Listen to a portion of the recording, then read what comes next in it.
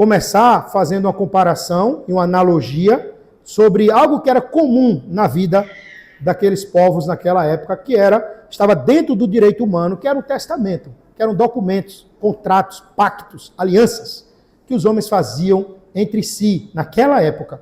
Então ele vai pegar esta prática comum daquela época para ilustrar que o pacto que Deus fez com Abraão é um pacto que não pode ser violado, é um pacto que não pode ser mudado, é um pacto imutável.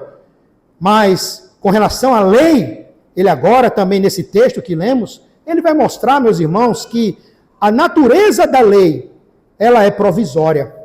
Ela teve um momento, um prazo de validade, vamos assim dizer, e uma utilidade dentro daquele contexto histórico, em relação à promessa de Deus, quando foi cumprida, literalmente, no descendente que é Cristo Jesus, o Senhor. Então aqui nós vemos Paulo, usado pelo Espírito Santo, mas montando uma lógica interessante, defendendo a sua fé, e aqui é a defesa da fé apologética, né? Defendendo a sua fé, visando libertar aqueles irmãos que estavam nos grilhões daquele ensino da lei, dentro daquelas igrejas, por causa daqueles mestres judaicos que ali estavam dizendo, guardem a lei, pratiquem a circuncisão, coma esse tipo de comida, não toque neste animal impuro. Se vocês não fizerem isso, mesmo que vocês tenham dito que creem em Cristo Jesus para a salvação, ainda não está salvo. Falta ainda um anexo, um adendo, falta ainda alguma coisinha. E esta lei que existe de vocês, cumpram a lei de Moisés e crendo em Cristo, vocês serão salvos. Mas somente pela fé em Cristo? Não. Vocês precisam ter as obras da prática da lei para serem salvos. Então Paulo vê este ensinamento da lei, que é chamado de legalismo, e reafirma a centralidade na fé em Cristo. Ele diz, não, o centro da salvação do homem não está na prática das obras da lei, mas na sua fé centrada em Cristo Jesus, para ele ser justificado. Então a justificação é somente pela fé na promessa do descendente. Então o tema que nós vamos hoje ouvir tem por título a promessa de Deus a Abraão, aquele patriarca, é Cristo. Ele é anterior e superior à lei. A promessa de Deus a Abraão é Cristo. Ele é anterior e superior à lei dada por Moisés. E nós veremos em 2 pontos. Nós veremos sobre a promessa, ela está registrada, se você acompanhar na sua Bíblia, versículos 15 a 18, e também nós veremos o ponto sobre a lei. O que é que o texto fala sobre a lei, que estão inseridos nos versículos 19 a 22. Então perceba, irmãos, que ele começa o seu texto de forma pastoral, ele começa dizendo irmãos, ele se inclui. Ele não usa a mesma expressão do versículo 1 do capítulo 3. Insensato Gálatas. E depois no versículo 3, insensato Gálatas. Vocês não estão usando juízo? Ela ali está repreendendo, tem um tom de repreensão, de uma exortação forte. Só que agora aqui no versículo 15 ele está dizendo, irmãos, falo como homem. Paulo inicia com uma analogia familiar aos seus leitores. Um testamento humano, devidamente ratificado. Ele diz, não pode ser anulado ou acrescido posteriormente. Então é como um contrato que até hoje nós fazemos. Alguém assina todas as folhas, vai no cartório, autentica, e outro autentica, pronto. Está feito o documento. Então Paulo está dizendo, entre vocês, existe esse pacto, esse testamento, esse contrato que é feito entre homens e que não pode ser anulado. E depois que foi assinado, entregue o documento, não pode mais um chegar lá, eu quero agora acrescentar uma coisinha aqui. Não pode. Esse argumento do versículo 15. Um documento que foi ratificado, ou seja, confirmado, não pode ser anulado ou acrescido posteriormente. Então ele começa chamando a atenção daqueles irmãos na igreja da Galácia desta forma. A obra de Cristo operou na vida daqueles irmãos e eles precisavam entender esta verdade. O tom aqui está mais no sentido de amor pastoral. Ele agora argumenta fazendo essa comparação com as coisas que é do mundo. As pessoas quando ouvem a expressão, falo como homem. Então Paulo aqui não foi inspirado pelo Espírito Santo. Não é esse o sentido. A ideia que ele está dizendo, eu vou trazer e vou falar agora dentro da perspectiva humana. eu vou trazer um ensinamento a partir daquilo que é comum aos homens, daquilo que vocês conhecem. Então eu vou falar aqui como homem, vou falar uma linguagem que vocês vão entender o que eu estou aqui querendo trazer. Então ele traz coisas do mundo, dos negócios, dos homens. Um testamento realizado entre duas partes. Depois que é confirmada, que é a palavra aqui ratificada entre eles, ninguém pode mais revogar nem acrescentar mais nada. Então ele usa esse exemplo do mundo dos homens para estabelecer um princípio. Ele não está usando por usar, ele quer chegar em algo. Ele quer levar os crentes daquela igreja, quando essa carta fosse lida naquela época, as pessoas fossem levadas a pensar em algo. E o princípio é de que as coisas não mudam no mundo dos homens. Se entre vocês, quando acontece um pacto, quando acontece uma aliança, e assinado esse documento, da promessa que vocês fizeram, de compra ou venda, não sei, vocês não desfazem isso. Vocês cumprem isso. Ninguém acrescenta depois, ninguém anula quando está confirmado. Então as coisas não mudam entre vocês. Então eu quero mostrar para vocês que, e com relação a Deus, em relação a um homem, se entre vocês as coisas não mudam, quando o documento é feito, é ratificado, o testamento, quanto mais Deus, entre Deus e os homens. A palavra pacto aqui, irmãos, ela vem do original, que traz a ideia de cortar. Cortar. E também de testamento, no Novo Testamento. De testamento. É um pacto que, por exemplo, com Abraão, quando Deus fez as suas promessas a Abraão, havia naquela época um costume de, entre os homens mesmo, quando fazia algum pacto, de selar com sangue. Então eles tinham o costume de pegar um animal, partir no meio, digamos, um cordeiro, partia no meio o cordeiro, e quando fazia aquele testamento, aquele pacto, um homem passava entre as partes, aquele sangue, como está o banco aqui separado, e o outro que concordou passava também. O significado desse ritual, que não só entre o povo de Deus existiu, mas entre outros povos, era dizendo assim, olha, se eu não cumprir o que eu fiz, eu quero ser partido como este animal, e o meu sangue seja derramado. Então as partes envolvidas passavam entre os animais. E a Bíblia, meus irmãos, em Gênesis 15, diz que Abraão caiu no profundo sono e viu vários animais. E nesses animais que ele viu, o animal está partido, todos eles, aves, bois, tudo partido. Gênesis 15, 12 a 21 conta isso. E aí, na hora de passar entre esses animais partidos, que é a ideia de cortar, a palavra aliança, pacto, é cortar. Quem passa, Abraão vê, é um fogo que representa o próprio Deus. E Abraão não passa. Então, naquela época, existia um pacto que era feito entre homens, eles passavam, eles tinham responsabilidades, mas aqui, neste pacto, é Deus assumindo toda a manutenção desta promessa para cumprir. É como se Deus está dizendo a Abraão, vocês não fazem esse ritual e todos têm que passar para cumprir, cada um tem sua responsabilidade. Eu sou responsável de enviar o descendente, de fazer a tua descendência se espalhar na terra. E como prova, Deus passa como fogo entre estes animais. Então ele usa esse acordo entre os homens, que é um argumento menor, que é até humilhante. Se entre os homens fazem isso, para ir para um argumento maior, que é relacionado ao acordo estabelecido por Deus para com os homens. Então ele está destacando essas promessas nessa época. Então ele diz, ora, as promessas foram feitas a Abraão e ao seu descendente, nos diz o texto. Então, aqui Paulo está enfatizando as promessas feitas a Abraão e a sua descendência. E nós temos vários textos no Antigo Testamento, que lê Gênesis, que lembra dessas promessas de Deus dada a Abraão, principalmente da sua descendência, principalmente de um filho que viria. Então, aqui no texto, os descendentes, Paulo diz que, olha, se você ver direitinho, não é os descendentes, mas o descendente singular. Paulo usa a palavra no singular e não descendências no plural. referindo-se a muitos.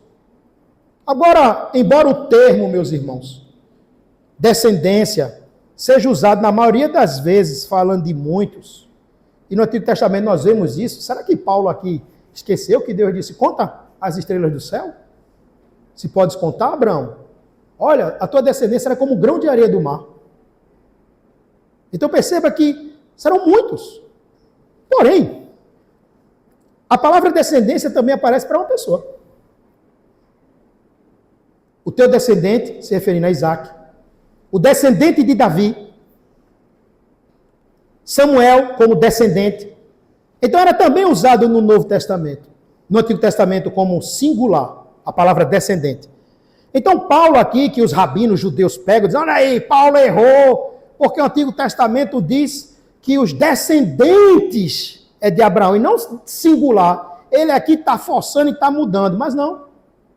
Ele está usando a palavra descendência, que ela pode ser usada tanto no sentido plural como no singular. Agora, por que Paulo está querendo enfatizar aqui aos Gálatas o descendente? Não diz os descendentes como se falando de muito, porém, de um só. Ao teu descendente, vírgula, que é Cristo. Então, Paulo já fecha a questão. A promessa de Deus a Abraão não foi Isaac em primeira instância, não. Isaac foi a grande descendência. Não. Isaac foi um descendente de Abraão, como instrumento que daria continuidade àquele que nasceria da semente da mulher. Que Gênesis 3,15 já diz que da semente da mulher levantaria um que esmagaria a cabeça da serpente. Esse seria o descendente, esse descendente é Cristo. Mas Paulo não está querendo ir para o Éden. Paulo não está querendo argumentar a partir de Noé. Paulo está argumentando a partir de Abraão. E Hebreus nos fala isso, irmãos. Hebreus diz que Abraão esperava uma pátria superior. Então, claro que Abraão não olhou para Isaac dizendo, agora toda a promessa de Deus se cumpriu em você, meu filhinho lindo. Não. Abraão sabia que viria o descendente. Hebreus diz que eles creram na promessa e viram de longe e aguardaram a promessa. Porém, morreram e não viram a promessa, mas morreram crendo na promessa. É Cristo. E aí Paulo continua dizendo, e digo isto, uma aliança já anteriormente confirmada por Deus, a lei que veio 430 anos depois, não pode abrogar, ou seja, não pode fazer cessar, não pode fazer cair em desuso, ao ponto que venha desfazer da promessa. Você percebe como esse argumento está sendo forte para aquela igreja? Porque o judaizante está dizendo, para ser salvo precisa da lei. E Paulo já está dizendo, em Abraão não tinha lei e Abraão era salvo. É isso. Este é o argumento. Este é o ponto, é o X da questão. A lei veio séculos depois. Mas Abraão foi salvo em quê? Como todos nós somos. Crendo no descendente, na promessa, que é Cristo. Então não existe duas graças diferentes de salvação. Existe uma só forma de salvar o homem dos seus pecados, é Cristo. Então a lei, quando veio, não desfez a promessa. Então perceba como está a questão aqui. Lei e promessa. Uma é transitória. Uma ninguém consegue cumprir. A outra vem até hoje. Esta promessa.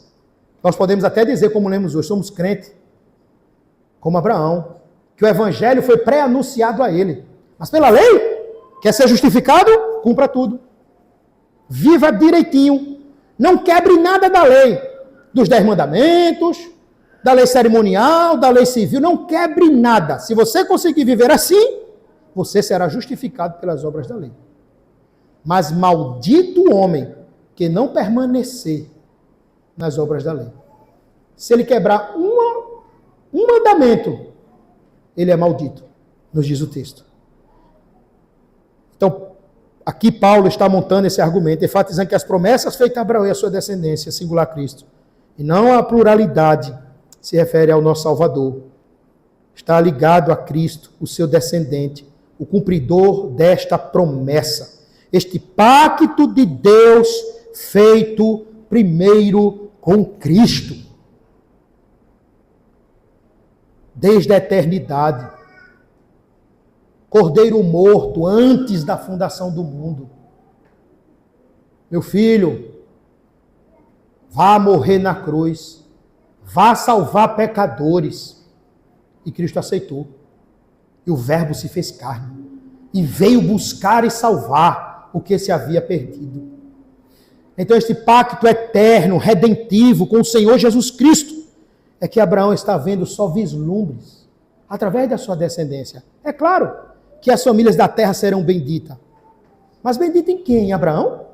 Bendita em quem? Em Isaac? Não. O texto que lemos hoje diz, é bendita em nosso Senhor Jesus Cristo. Então, amados irmãos, este pacto feito com Abraão é anterior à lei, dada por Moisés, 4 séculos depois. A herança das promessas é recebida pela promessa, e não pela lei. Se fosse pela lei, a promessa seria inútil. Então, para que esta promessa? Para que a justificação pela fé, se tem a lei? E se os homens conseguem cumprir, para que Cristo vir? Então, ela seria anulada e ia contradizer a fidelidade de Deus. Agora, no versículo 19 a 22, Paulo vai fazer uma pergunta interessante. Qual, pois, a razão de ser da lei? Tudo bem, que salva a promessa, tá certo. Então, por que Deus deu a lei? Para que a lei, então, na vida do povo?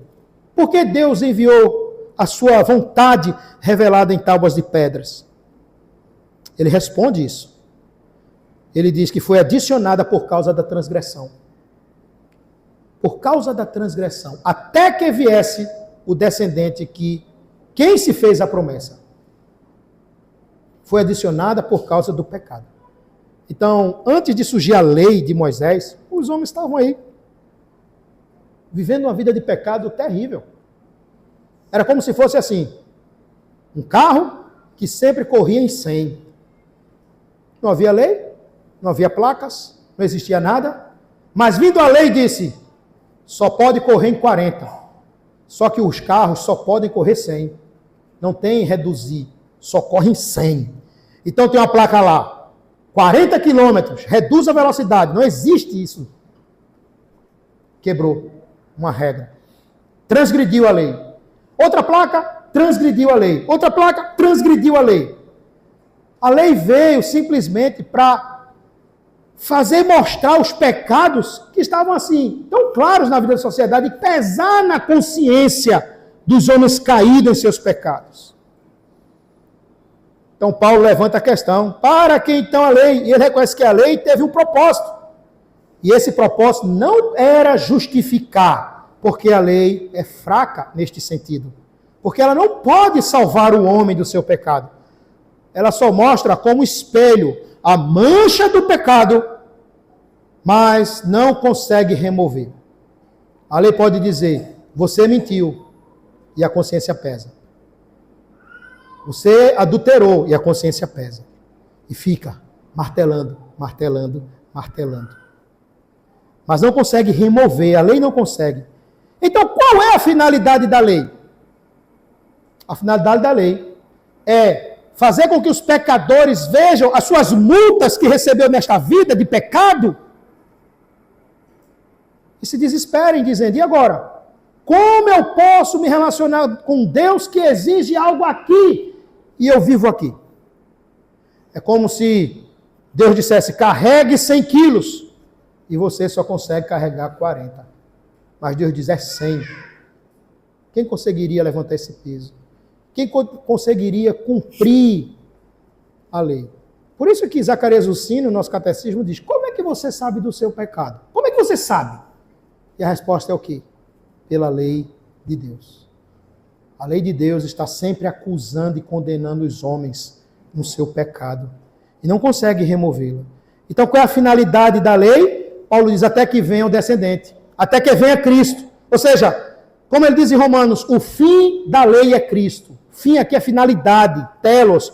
O fim, a finalidade de Deus mandar a lei é para que ela conduza até Cristo e leve pecadores a se arrepender dos seus pecados indo a Cristo. Porque por si só a lei não consegue salvar ninguém. Então ninguém pode ser salvo por obras da lei.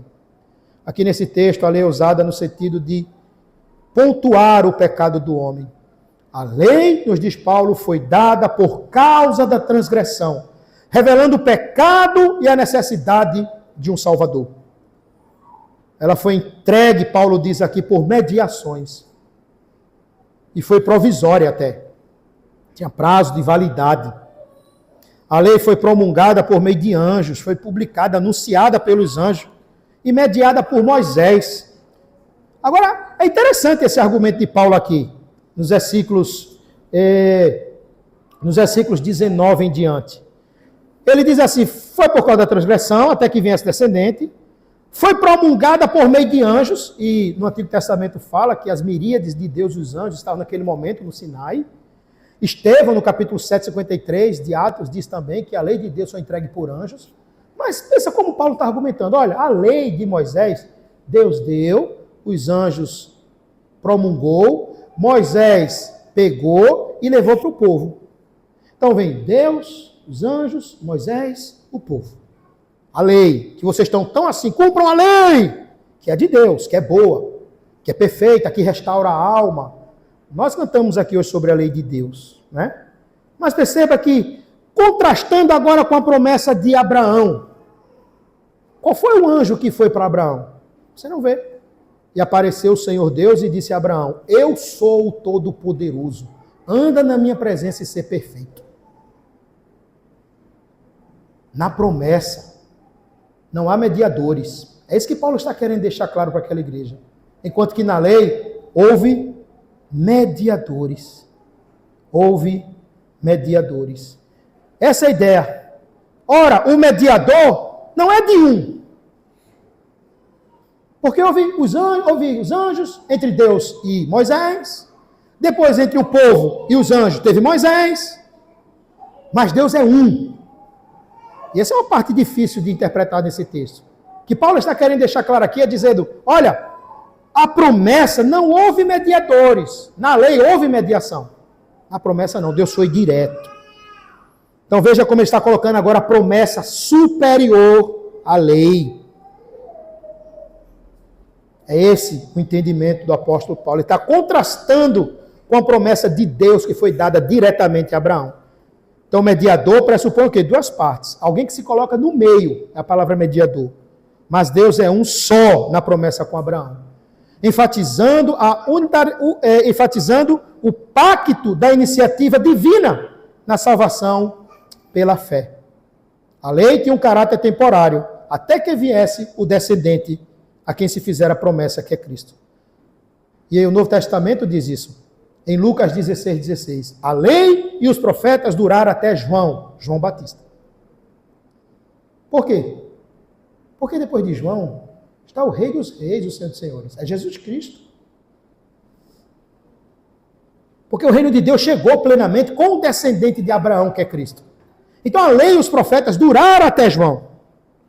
E no versículo 21 ele faz uma outra pergunta retórica. Então a lei é contrária à promessa. Então Deus deu uma lei. E essa lei, então, é contrária à promessa de Deus. E a resposta de Paulo é de modo nenhum. Literalmente é tire esse argumento da cabeça. Não pense nisso não. De modo algum, a lei não é contrária à promessa. É diferente, mas contrária não. É comum no relacionamento do casamento. O marido tem o seu papel e a sua esfera de atuação, e a esposa tem o seu papel e a sua esfera de atuação. Quem é melhor dos dois? Não existe isso. A questão é, cada um cumpre o seu papel no casamento. Então, meus irmãos, a promessa de Deus tem e teve o seu papel. E a lei de Deus teve o seu papel. Porque ela não pode salvar, Paulo diz no versículo 21, porque ela não pode dar vida e nem trazer a justiça. Lembra da expressão que a maioria dos evangélicos usa esse versículo errado? A letra mata, no estudo não. Tem nada a ver com estudo. A letra aqui é lei. A lei mata. A lei é pesada. Pela lei se conhece o pecado. A lei denuncia. A lei diz, cale-se todos os homens perante Deus. A lei diz, não há um justo sequer. Todos pecaram, todos se extraviaram. A lei pesa. A lei suscita a ira de Deus. Alguém teria que vir para cumprir esta lei e também sofrer a penalidade dessa lei em nosso benefício. A letra mata, mas o descendente, que é Cristo, que vem dessa promessa, dar vida e vida com abundância. Por isso que Paulo aos Romanos 5:20, Paulo diz, onde abundou o pecado, superabundou a graça de Deus. A lei foi instituída para que a transgressão fosse ressaltada. A lei fez mostrar muito mais o pecado. Mas onde abundou o pecado, superabundou a graça. Se a lei pode justificar o homem através das obras, então por que Cristo veio? O homem só pode ser aceito por Deus e salvo. E ser justificado somente pela fé em Cristo Jesus. E não pelas obras da lei. Porque ele não consegue cumprir e viver debaixo dessa lei sem quebrar nada. Como Paulo encerra esse texto? Versículo 22. A Escritura, e a expressão Escritura aqui é o Antigo Testamento, porque o Novo Testamento não estava formado, encerrou todos. Ou seja, fechou de todos os lados, trancou todos os homens. Tudo debaixo do pecado, sob o pecado. Mostrando assim a universalidade do pecado, a incapacidade do homem de salvar pela lei. Trancou todos. A criancinha é pecadora, em pecado nasci, em pecado concebeu minha mãe, o idoso, o jovem, o adolescente. A lei diz, são pecadores. E agora? O que acontecerá com a sua vida se nós não conseguimos cumprir o padrão que Deus estabeleceu para nós cumprirmos? Qual o objetivo de tudo isso, irmão? Qual o objetivo desse encarceramento? Paulo diz no versículo 22, era por causa da promessa. O versículo 22 diz, mas a Escritura encerrou tudo sobre o pecado, com a finalidade, para que, mediante a fé em Jesus Cristo, fosse a promessa concedida aos que creem. Que bênção! A lei passou, a promessa não. A promessa de justificação pela fé que Abraão creu, é o que eu e você cremos, que nós confiamos. Então, nesses versículos 15 a 22, medite nele durante esta semana. Revela essa solidez desse argumento do apóstolo em defesa da justificação pela fé em Cristo, independente das obras da lei. A prioridade da promessa que não muda, feita a Abraão, centrada na sua descendência singular, que é Cristo Jesus, demonstram que a salvação sempre foi pela graça de Deus mediante a fé. E o que vai ser dos judaizantes agora, depois desse texto sendo lido perante a igreja naquela época? A lei, embora santa e justa, em seu propósito de revelar o pecado, serviu como tutor temporário, apontando para a nossa necessidade de um Salvador, preparando o caminho para a vinda em fé de nosso Senhor Jesus Cristo. Será o próximo sermão que nós ouviremos. Para os cristãos, para os não cristãos e para aqueles que vivem uma vida hipócrita, como esse texto se aplica em nossas vidas? Se você pensa que é aceito por Deus, ou que é ser salvo por aquilo que você pratica, você não é crente como o crente Abraão. Se você pensa que suas obras lhe justificarão naquele grande dia, convido você a se arrepender de verdade, a buscar a sua salvação na graça que há em Cristo Jesus, o descendente de Abraão. Você que não tem esperança, arrependa-se de tudo que você já fez e praticou nesta vida. E creia firmemente no perdão oferecido por nosso Senhor quando morreu na cruz para perdoar os pecados. A partir de hoje, se você crê nesta verdade, viva dedicadamente em gratidão a este evangelho do descendente de Abraão, neste mundo tenebroso. Confie até o dia do seu túmulo, até o dia que você for sepultado, até o último momento da sua vida, somente na obra de Cristo. Ele sofreu a ira de Deus e as penalidades da lei, obediência passiva. Mas ele cumpriu toda a lei, obediência ativa. E nós podemos descansar na obediência do Senhor, como diz a nossa confissão belga. Então confie em Cristo para a sua salvação. E para você que é um cristão verdadeiro na Igreja de Cristo, viva uma vida centrada nele. Esta passagem lembra que Jesus Cristo é o cumprimento definitivo da promessa de Deus. Repouse sua fé e esperança nele, a descendência, que é Cristo. Viva centrado neste Evangelho de Cristo, reconhecendo como o sentido da sua vida, o único caminho para a justificação e sua salvação, e a herança das bênçãos do Senhor para a sua vida. Segundo lugar, viva debaixo desta graça. O texto nos diz que Abraão recebeu gratuitamente. Ele não fez nada. Assim como a promessa, Abraão precedeu a lei, a graça de Deus em Cristo é anterior e fundamental para a nossa salvação em Cristo. Não somos justificados por nossas obras ou pela observância de regras, mas pela fé na obra redentora de Cristo na cruz do Calvário. A vida cristã deve ser vivida na dependência constante desta graça de Deus em Cristo. Então reconheça sempre a sua incapacidade para ser salvo e aceito por Deus. Terceiro lugar, tenha cuidado com o legalismo. A advertência de Paulo aos irmãos da Galácia ressoa para nós hoje.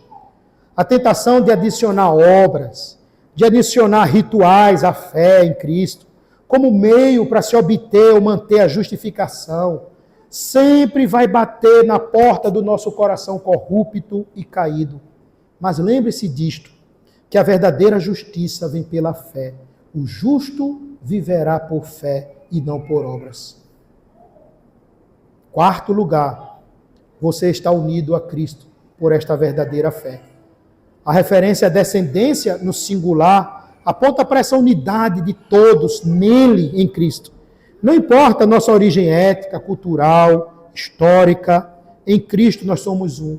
Em Cristo nós somos herdeiros das promessas de Deus. Que a sua vida, meu amado irmão, minha amada irmã, seja marcada pela unidade, pelo amor fraternal, reconhecendo esta unidade na pessoa do descendente de Abraão, que é Cristo, o descendente que veio.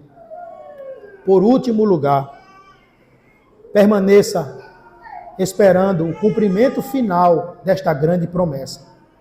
Assim como Abraão creu na promessa de Deus, somos chamados hoje a viver pela fé nas promessas que temos em Cristo. Abraão viu de longe, mas não chegou a presenciar o sacrifício de Cristo. Nós hoje olhamos para trás e vemos o que aconteceu no passado. Porém, há mais promessas de Cristo para mim e para você. A certeza da nossa justificação, da nossa herança eterna, reside na fidelidade de Deus em cumprir com suas promessas em Cristo. A vida cristã, então, deve ser vivida nessa esperança, aguardando a plena realização dessa promessa na vinda gloriosa do Senhor Jesus Cristo. Jesus retornará, o descendente de Abraão virá de novo a este mundo para julgar os povos com vara de ferro, e o seu reino não terá fim. Naquele dia, o descendente de Abraão cumprirá plenamente todas as promessas. Por isso que a Bíblia diz que ele é o sim, é o amém das promessas de Deus. Ele prometeu retornar. Então creia firmemente que este dia chegará. Se ele voltar ou se você partir. Mas quando ele chegar, saiba disso. Não haverá mais dores. Não haverá mais doenças. Não haverá mais fomes. E ele enxugará dos seus olhos todas as lágrimas. Este é o evangelho que foi pregado a Abraão. E a nós também. Amém.